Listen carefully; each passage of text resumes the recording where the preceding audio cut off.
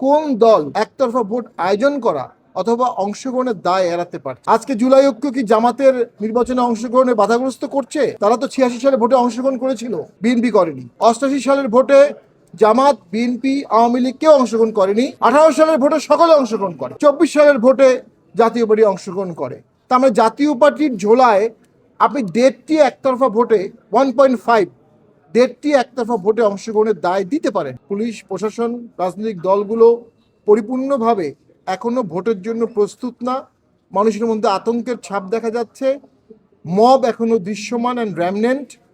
আমরা মনে করি এই পরিস্থিতির উত্তরণ ঘটাতে হবে, না হলে একটি লো কাস্টের, লো ম্যান্ডেটের নিকৃষ্ট ভোট হতে পারে। তার জন্য সবচেয়ে বেশি গুরুত্বপূর্ণ সেটি হচ্ছে মব, মিছিল, হামলা, ঘেরাও, এই কর্মসূচিগুলো বন্ধ করা। ইলেকশন পিরিয়ডে প্রার্থী ভোট চাবে, সেটাও 22 তারিখের পরে।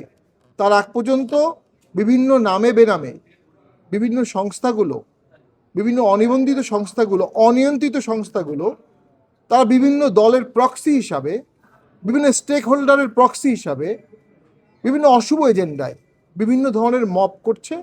স্বাভাবিক কার্যক্রম ব্যাহত হচ্ছে।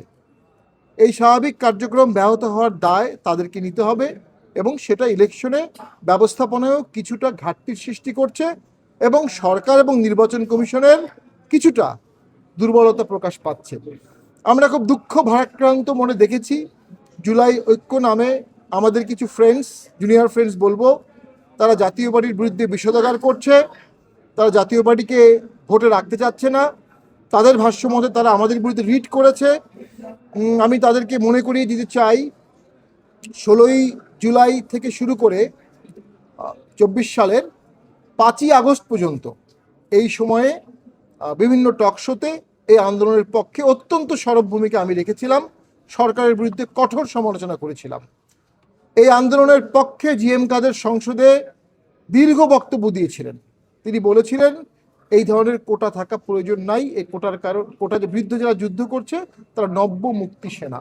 এবং আবু সাইদের মৃত্যুর পরে বাংলাদেশের একমাত্র সংসদ সদস্য, একমাত্র শীর্ষ রাজনীতিবিদ জিএম কাদের আবু সাইদের কবর জিয়ারত করেছিলেন।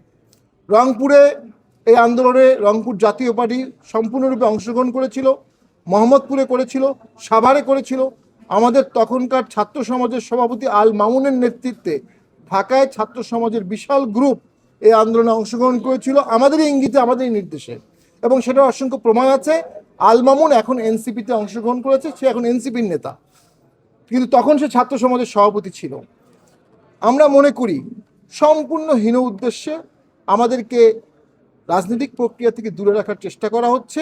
এর ভিতরে দেশের ধ্বংসের, গণতন্ত্র ধ্বংসের, ঐক্যমত ধ্বংসের, সার্বভৌমত্ব ধ্বংসের বিশাল ষড়যন্ত্র অন্তর্নিহিত।